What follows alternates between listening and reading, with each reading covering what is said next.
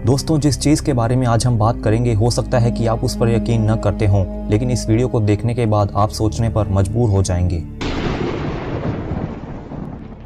जी हाँ दोस्तों, इस वीडियो में मैं आपको जलपरी के बारे में बताऊंगा। बहुत सी सच्ची घटनाएं और वीडियो के लास्ट में आपको कैमरा में रिकॉर्ड हुई कुछ असली फुटेजेस भी दिखाई जाएंगी, क्योंकि इस वीडियो का मकसद सिर्फ अपने सब्सक्राइबर्स बढ़ाना और लोगों को पागल बनाना बिल्कुल नहीं है।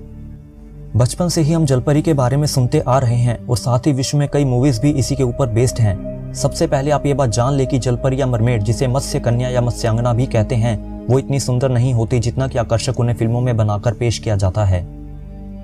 नॉर्वे की 13वीं शताब्दी की पांडुलिपि में इन प्राणियों को कयामत का डरावना हाहाकार बताया गया है। दरअसल ये पाताल का एक जीव है। पाताल लोक से रिलेटेड एक वीडियो में मैंने आपको ऋषि मुनियों और साधकों के अनुभवों के आधार पर पाताल लोक का वर्णन बताया था, जो कि बिल्कुल सत्य है। इस वीडियो में आगे बढ़ने से पहले आप डिस्क्रिप्शन में दी गई वीडियो को जरूर देख लें, जिसके बाद ही आप पूरी सच्चाई जान पाएंगे।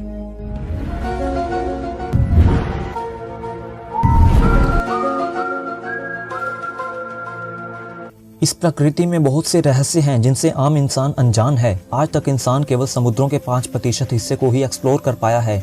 बाकी के 95% हिस्से में और उससे भी नीचे क्या है, ये अभी भी एक रहस्य है।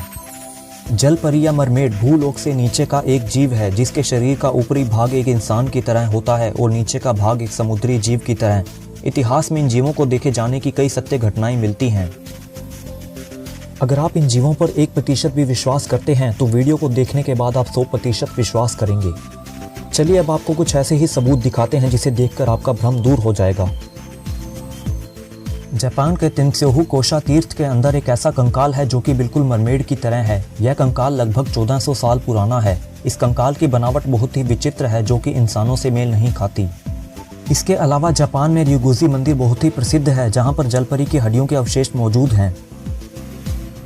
पोलैंड की राजधानी वारसा से 200 किलोमीटर की दूरी पर व्हाइट लेक के पास एक विचित्र कंकाल मिला है, जिसे देखकर यह दावा किया जा रहा है कि यह एक जलपरी का ही कंकाल है। इस कंकाल के भी मिलने से पहले वहां पर जो कहानी प्रचलित है उसे सुनकर आप भी चौंक जाएंगे। प्राचीन समय में जब इन जलपरियों का होना कोई बड़ी बात नहीं थी, बाल्टिक सागर में 2 मरमेड्स बहनें रहती थी। अपना पूरा जीवन समुद्रों में बिताने के बाद उन दोनों ने समुद्र से बाहर निकलने का फैसला किया। पहले वाली जलपरी कोपेनहेगन के बंदरगाह के प्रवेश द्वार पर बैठ जाती है और दूसरी वाली बंदरगाह पर पहुंचकर विस्तुला नदी को अपने अंत तक तैरने का फैसला करती है। अंत में उसने एक रेतीले किनारे पर आराम करने का फैसला किया। जी हाँ दोस्तों, ये उसी कहानी की जलपरी है जिसका कंकाल मिला है। स्कॉटलैंड में भी एक कहानी बहुत ही प्रचलित है। सन 1830 में एक जवान लड़के ने चट्टानों पर फेंककर एक जलपरी को मार डाला था। उसका शरीर मात्र 3 से 4 साल के बच्चे जितना था, लेकिन पैरों के स्थान पर एक पूंछ थी।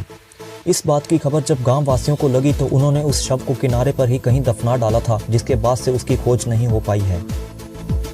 फिजी मरमेड एक जलपरी का कंकाल था जिसे 1822 में सैमुअल बैरेट ने जापानी नाविकों से खरीदा था। उस समय उन्होंने इसे मछुआरों से खरीदने के लिए $6000 दिए थे, यानी आज की अर्थव्यवस्था के अनुसार देखें तो करीब $1,37,000 में उन्होंने इसे खरीदा था। उन्होंने इसे लंदन में प्रदर्शनी लगाकर लोगों को दिखाया था। फिजी मरमेड के अलावा इसे बैंफ मरमैन के नाम से भी जाना जाता है, क्योंकि इसके चेहरे पर मूंछें थी।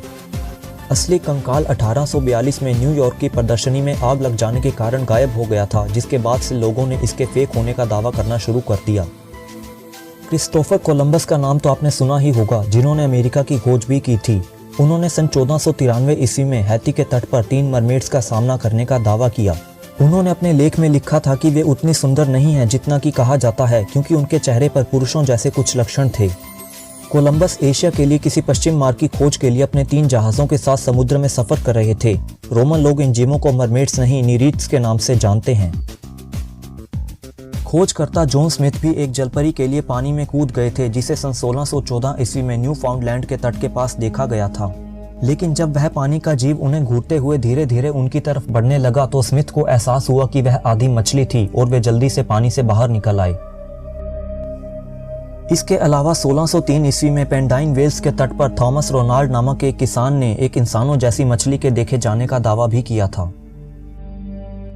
सन 2014 ईस्वी में न्यूजीलैंड के दक्षिणी तट पर मछुआरों के एक समूह ने एक जलपरी के अवशेष देखे। वहां की लोकल अथॉरिटीज को इसकी सूचना मिलने के बाद उन्होंने छानबीन कर बताया कि वह अवशेष पूरी तरह से एक इंसान के नहीं थे।